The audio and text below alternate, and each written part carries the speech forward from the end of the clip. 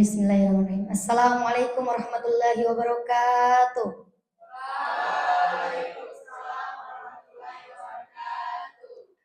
Selamat pagi, salam sejahtera untuk kita semua.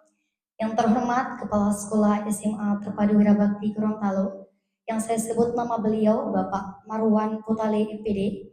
Yang kami hormati Wakil Kepala Sekolah SMA Terpadu Wirabakti Gorontalo, Kepala Perpustakaan SMA Terpadu Wirabakti Gorontalo, dan pemateri pada pagi hari ini. Puji syukur kita panjatkan kehadiran Allah Subhanahu wa Ta'ala, karena berkat limpahan karunia-Nya kita dapat berkumpul di sini dalam rangka pelatihan penulisan berita dengan tema memperkuat keterampilan berbahasa dan literasi sekolah melalui kegiatan perpustakaan. Baiklah, sebelum saya memulai kegiatan hari ini, maka saya akan membacakan pantun pembuka. Kepada peserta, saya mohon untuk bilang cakep ya ketika saya bilang membacakan pantun. Ke pasar beli keranjang rotan. Cakep. Bawa pulang penuh dengan cerita. Selamat datang kawan sekalian. Mari kita tulis dengan jiwa dan cinta. Saya selaku Master of Ceremony yang bernama Naning Bunoko mengucapkan selamat datang untuk para hadirin dan peserta sekalian. Baiklah, untuk menginvestasikan waktu, saya akan membacakan susunan berita pada pagi hari ini. Yang pertama, acara pembuka. Marilah kita buka acara pada pagi hari ini dengan melafazkan kalimat basmalah. Bismillahirrahmanirrahim. Yang kedua, pembacaan doa yang akan dibacakan oleh Saudari Akipa Didipuk kepada kita, kami persilahkan. Assalamualaikum warahmatullahi wabarakatuh.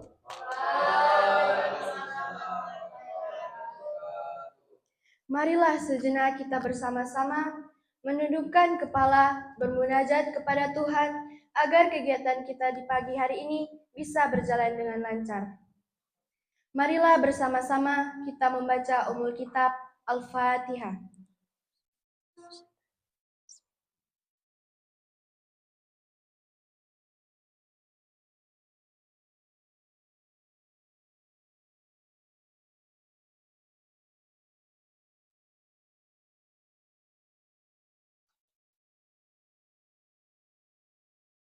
Bismillahirrahmanirrahim. Allahumma sholli ala Muhammad wa ala ali Muhammad. Ya Allah ya Rahman, pada hari ini di ruangan ini kami hendak menyelenggarakan acara diklat penulisan berita dengan memohon ridho dan izin-Mu. Berkahilah semua langkah dan perbuatan kami dan jadikanlah itu semua nilai ibadah dan nilai ilmu yang bermanfaat kepada kami. Ya Allah ya Wahid, Engkau yang Maha Satu dan Maha Mempersatukan. Kami mohon perkuatlah persatuan di antara kami, janganlah Engkau biarkan ada perpecahan di antara kami. Kami ingin kuat dalam persatuan itu agar lebih bermanfaat untuk agama, negara, dan bangsa ini. Ya Allah ya Ghafur, Engkau yang Maha Pengampun atas segala dosa, ampunilah dosa kami, dosa orang tua kami, dosa para pemimpin kami, dosa para pejuang-Mu, dan dosa para pendahulu kami. Tempatkanlah kami dan mereka semua ini dalam pelindungan rahmat dan ampunan-Mu. Ya Allah ya Mujib, Engkau yang Maha mengabulkan doa, perkenankanlah doa dan permohonan kami. Rabbana atina fid dunya hasanah wa fil akhirati hasanah wa qina azabannar. Subhana rabbika rabbil izzati amma yasifun wa salamun alal mursalin walhamdulillahi rabbil alamin. Amin ya rabbal alamin. Wassalamualaikum warahmatullahi wabarakatuh. Waalaikumsalam warahmatullahi wabarakatuh. Ya baiklah, itulah pembacaan doa dari Saudari Akipa Didipuk kepada Akipa. Kami ucapkan banyak terima kasih. Selanjutnya menyanyikan lagu Indonesia Raya kepada hadirin, mohon berdiri.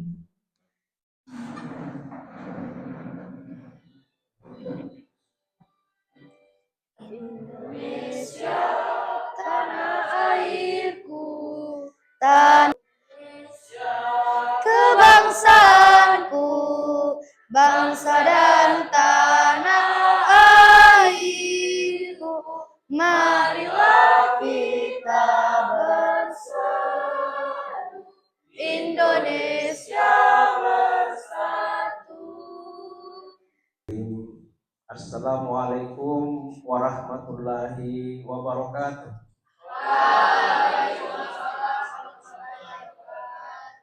Alhamdulillahirabbil alamin, wassalatu wassalamu ala asyrafil anbiya'i wal mursalin sayyidina wa maulana Muhammadin wa ala alihi wa sahbihi amma ba'd. Yang kami hormati pemberi materi pada pagi hari ini yang berasal dari Gorontalo Pos. Yang kami hormati Wakil Kepala Sekolah, Kesiswaan dan Humas, Kepala Perpustakaan dan bersama perangkatnya, yang kami cintai beserta diklat penulisan berita yang insya Allah dirahmati oleh Allah Subhanahu wa Ta'ala. Pertama-tama adalah kita menjadikan puji syukur kehadirat Allah Subhanahu wa Ta'ala atas rahmat dunia kita masih sehat walafiat. Selawat serta salam lalu baginda kita Nabi besar Muhammad sallallahu alaihi wasallam. Allahumma shalli wa sallim ala sayyidina.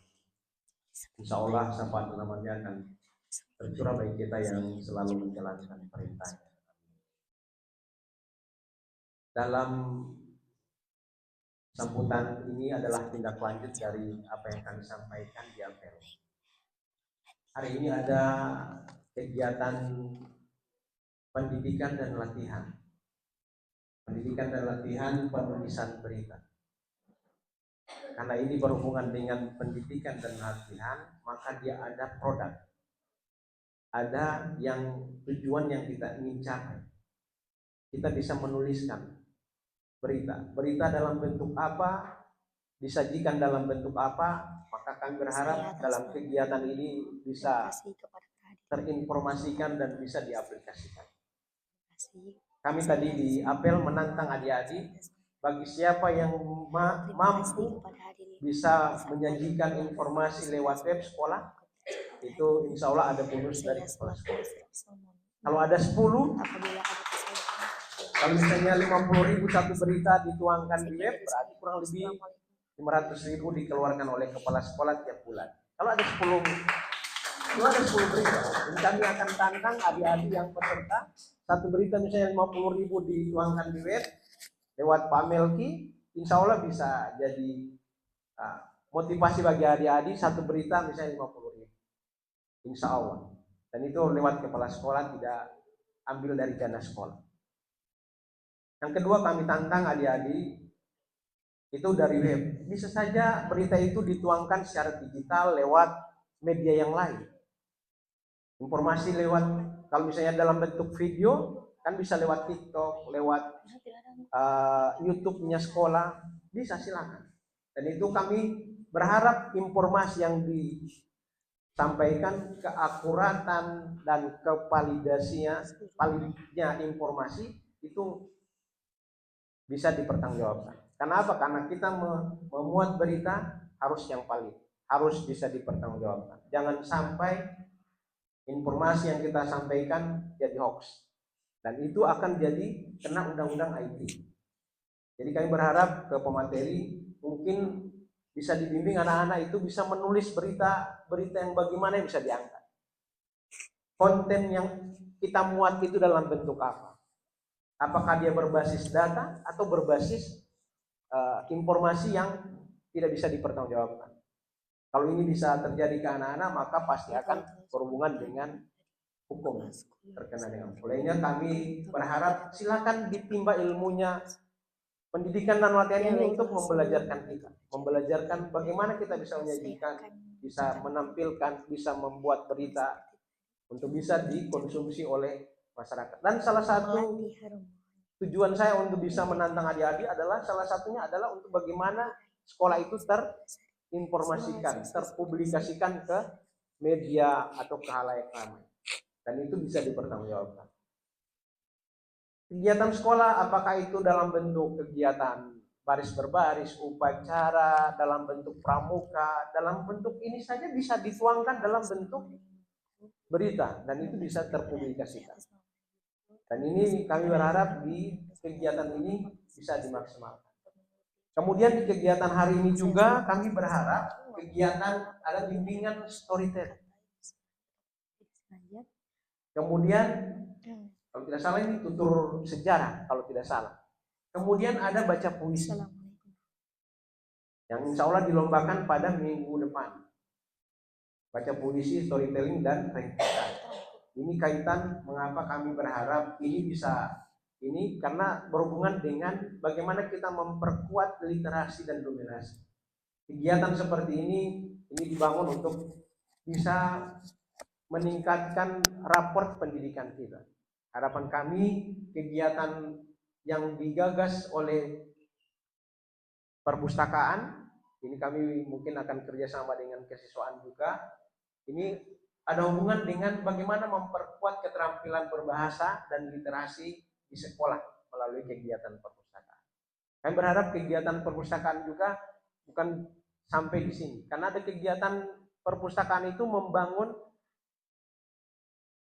kompetensi di anak-anak yang ada di sekolah dan juga ada namanya pengabdian masyarakat. Bisa saja hasil dari ini kalian bisa pamerkan, bisa sampaikan, bisa sosialisasikan di sekolah-sekolah mungkin di tingkat terbawah, mungkin SMP atau SMP atau SD. Ini harapan kami, silakan ditimba ilmu karena waktunya hanya singkat sampai jam 12, maksimalkan waktu karena kami dengar tadi di SMA 4 itu 2 hari. Ini hanya sehari, bukan sehari, setengah hari. Ini tolong dimaksimalkan. Olehnya kami berharap kegiatan hari ini melalui kegiatan perpustakaan bisa ditindaklanjuti. Dengan bersama kita berharap semua kegiatan kita ini diridhoi oleh Allah Subhanahu wa taala dan kita semua tetap sehat walafiat sehingga kegiatan ini bisa dilaksanakan semaksimal mungkin. Demikian sambutan kami. Terima kasih. Wassalamualaikum warahmatullahi wabarakatuh.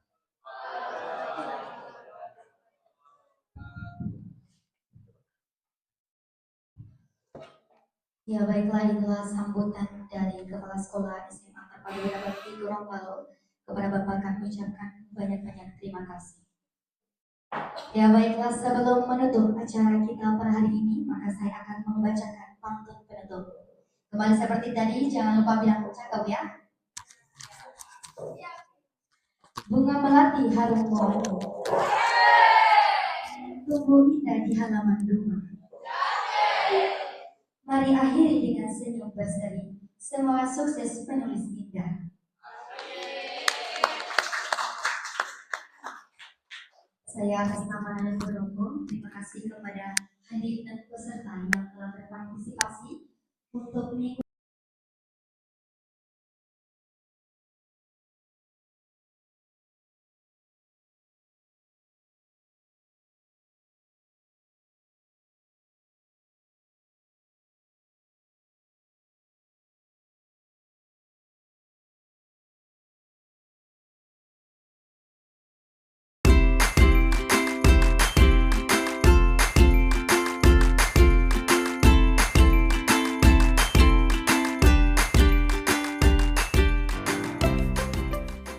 Assalamualaikum warahmatullahi wabarakatuh.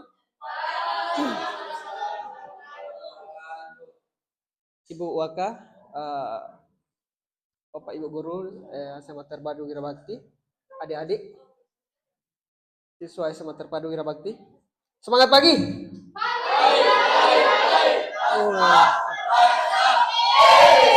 Menggelegar. Ya, kita hari ini santai, jangan tegang-tegang karena terima materi itu kalau tegang biasa kelewat. Jadi jangan tegang, materi kita juga santai. Bukan rumus-rumus fisika, matematika di sini enggak. Jadi tapi ada rumusnya nanti. Di materi ini ada rumusnya karena rumus penulisan berita itu ada. Jadi saya harap bisa menangkap.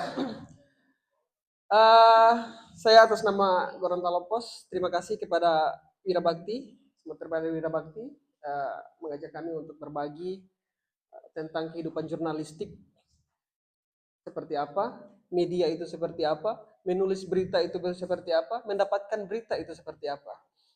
Itu yang akan saya bagikan. Sekali lagi terima kasih. Gorontalo Pos itu berdiri sejak tahun 2000. Ada yang lahir tahun 2000? Lahir rata-rata lahir tahun berapa ini? Dari 2009. Gorontalo Pos itu terbit pertama itu tahun 2000 dengan semangat waktu itu belum provinsi, semangat kita waktu itu membangun sama-sama bersama masyarakat Gorontalo, membentuk Provinsi Gorontalo, membangun bersama sampai saat ini. Dan saat itu pula kita mendeklarasikan diri sebagai laboratorium pendidikan jurnalistik. Jadi siapa saja bisa datang belajar di Gorontalo Pos untuk belajar media, belajar jurnalistik, silakan. Setiap tahun itu saya terima mahasiswa magang, Pak, dari berbagai universitas di Gorontalo, Papua, Sulawesi Tengah. Ada yang kirim 20 orang, ada yang kirim 28 orang, ada yang kirim 18 orang, ada yang kirim 5 orang, itu banyak, Pak. Jadi berganti itu, tiap semester itu berganti. Di UNG itu jurusan komunikasi, jurusan bahasa Indonesia itu rutin, Pak, kirim mahasiswa untuk magang. Termasuk beberapa SMA maupun madrasah aliyah itu rutin kunjungan ke Gorontalo Pos, maupun saya yang datang ke sekolah mereka untuk berbagi jurnalistik. Bahkan instansi-instansi pemerintah maupun TNI Polri itu juga mau belajar jurnalistik. Saya hampir periodik tiap tahun itu kasih materi di Kodim, kasih materi di Korem, di Polda maupun di Polres tentang jurnalistik juga. Jadi saya sebagai wartawan cukup bangga, cukup senang karena masyarakat mulai melek mau belajar tentang jurnalistik. Ini sangat penting. Kenapa? Karena dunia sekarang ini, dunia saat ini itu lewat informasi. Siapa yang tidak tidak melek informasi, tidak menguasai informasi, dia kolot, tertinggal oleh dunia. Maka semua ingin belajar jurnalistik. Cuman memang di era 1 dekade terakhir itu terpengaruh dengan namanya hoax. Makanya saya bagaimana kita menciptakan berita yang tidak hoax itu. Baik, nama saya Jitro Paputungan. Alhamdulillah kurang lebih sejak tahun 2018 dipercaya manajemen Gorontalo Pos untuk menjadi sebagai pimpinan redaksi. Apa tugas pimpinan redaksi dalam sebuah media? Dia bertanggung jawab penuh terkait penerbitan artikel yang ada di media itu. Jadi A sampai Z yang ada di media itu tanggung jawab penuh pimpinan redaksi. Kalau salah, pimpinan redaksi yang kena semprot. Kalau betul, pimpinan redaksi juga yang kena penghargaan. Jadi mau salah beritanya itu tergantung pimpinan redaksi. Di koran itu Gorontalo Pos, pokoknya dari halaman 1 sampai halaman belakang mau warna mau hitam putih itu semua pimpinan redaksi yang bertanggung jawab, karena sebelum diterbitkan itu harus ada tanggung jawab dari pimpinan redaksi. Secara etimologi ini, jadi ilmu jurnalistik itu ilmu karena memang di beberapa universitas itu diajarkan, ada jurusan komunikasinya, ada jurusan jurnalistiknya. Jadi teknik proses pengenaan dengan penulisan berita, feature, artikel opini di media massa, baik media cetak, media elektronik maupun media online. Dulu kita hanya mengenal 2 jenis media, ada media elektronik, media cetak. Media elektronik itu cuma televisi dengan radio. Berkembangnya waktu dalam 1 dekade terakhir ada yang namanya media online, media cyber. Lebih berkembang lagi ada namanya media sosial. Nanti itu akan kita bagikan seperti apa media online, seperti apa media sosial, seperti apa media elektronik maupun media cetak. Nih. Jadi ini media. Bentuk-bentuk media ada media cetak. Media cetak itu ada koran, tabloid, majalah. Media elektronik ada televisi, radio, maupun media streaming yang melalui televisi. Terus ada medsos atau jurnalis warga. Kita mengenal blog sendiri atau bikin website sendiri bisa. Streaming lewat internet, YouTube, maupun itu adalah media online yang bisa kita akses lewat internet. Streaming dengan media online sama-sama menggunakan internet. Kalau media cetak, koran, tabloid, majalah, sekarang majalah yang kayaknya terbit di Indonesia itu tinggal ada satu, Pak. Tempo. Kalau tabloid itu biasa 1 minggu baru terbit, 1 bulan baru terbit. Kalau majalah juga hampir mirip-mirip dengan tabloid. Ada yang 2 minggu, ada yang 1 bulan sekali terbit. Nah, kalau radio, televisi sama ya.